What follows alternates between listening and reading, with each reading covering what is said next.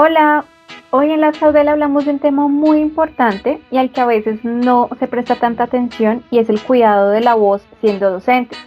Esto porque pues una de las principales herramientas que tenemos siendo docentes es la voz y lamentablemente no somos conscientes del uso que le damos o lo hacemos de forma errónea.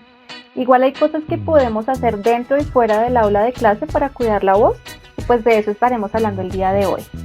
Por ejemplo, una cosa que podemos hacer ya estando en el salón de clase con nuestros estudiantes es mirar la ubicación en la que ellos están dispuestos. Siempre tratar de hablarles estando al frente de ellos y cuando sea posible, en la medida de lo posible por supuesto, disponerlos en círculos para mejorar la distribución del sonido y que así no nos tengamos que esforzar. En ese sentido, cuando nos dirigimos a ellos, tenemos que proyectar la voz y hablar en un tono claro y óptimo, evitando, por ejemplo, usar un tono muy grave o muy agudo y así no nos lastimamos la voz. También podemos incluso hacer ejercicios sencillos de calentamiento de la voz antes de iniciar las clases y emplear recursos no vocales, eso es muy importante, no solo para llamar la atención de los estudiantes frente a lo que estamos explicando, sino para no repetir y que así mismo pues sea una afectación a la voz. Estos recursos pueden ser los silbatos o los punteros. Sí, chicas, es que este tema de la voz es súper importante para los docentes, incluso pues para nosotros como profes de lenguas, como debemos estar repitiendo todo varias veces o hablar mucho en algunas clases, a veces como que no le damos la importancia necesaria a hacer pausas o a hidratarnos bien y así. Por esto es que les traigo algunas recomendaciones para cuidar su voz. La primera es evitar carraspear y toser con frecuencia, ya que eso puede dañar los pliegues vocales. Por ejemplo, si se sienten molestias así, uno mejor pues reemplaza ese carraspeo por un poquito de agua. Otra cosa es tener mucho cuidado cuando aparezcan los primeros síntomas de fatiga vocal, como el dolor de garganta, la sequedad, la carraspera, la ronquera, el ardor y todo eso. Pues ahí uno debe acudir al especialista, por ejemplo al otorrinolaringólogo o al fonoaudiólogo para pues tener una valoración externa. Otra cosa es que después de, por ejemplo, tener clase o de haber hablado por mucho tiempo en conferencias, no sé, cosas así, se debe hacer un reposo de la voz. Y pues esas son cositas, digamos que pequeñas, a las que uno le tiene que poner atención para evitar cualquier tipo de enfermedad o malestar más adelante, porque pues digamos eso no nos afecta ahorita de forma inmediata, pero más adelante sí podemos sufrir de eso.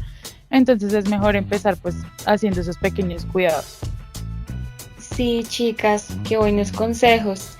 Incluso yo creo que muchas veces caemos en el error de que cuando nos falla un poco la voz, le echamos la culpa a un resfriado o a una gripa, pero a veces esto puede ser algo mucho más serio y es importante tenerlo en cuenta. Además, los profesores estamos sobreexigiendo nuestras cuerdas vocales todos los días, entonces para hacerlo del modo menos invasivo, pues es aconsejable primero respetar los descansos, ya que las estructuras que producen la voz son músculos, por lo que requieren un descanso diario para que funcionen bien. Entonces es importante evitar hablar en exceso cuando llegues a tu hogar. También es importante no estirar el cuello al hablar y mantener más bien una postura adecuada mientras se hace uso de la voz. El tercer tip o tercera recomendación sería tomar el suficiente aire antes de hablar, ya que el aire es como aquello que permite la vibración de las cuerdas vocales, entonces es importante tomar mucho aire.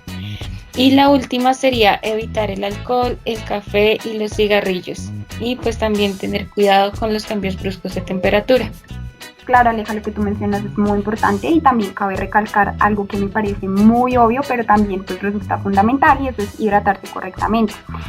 Pues debido al gran esfuerzo vocal que nosotros desempeñamos diariamente en nuestra profesión, nosotros debemos intentar beber más de 2 litros de agua diarios para que la mucosa que recubre las cuerdas vocales esté muy bien hidratada. Entonces, por ejemplo, nosotros podemos intentar como algunos trucos para beber más seguido.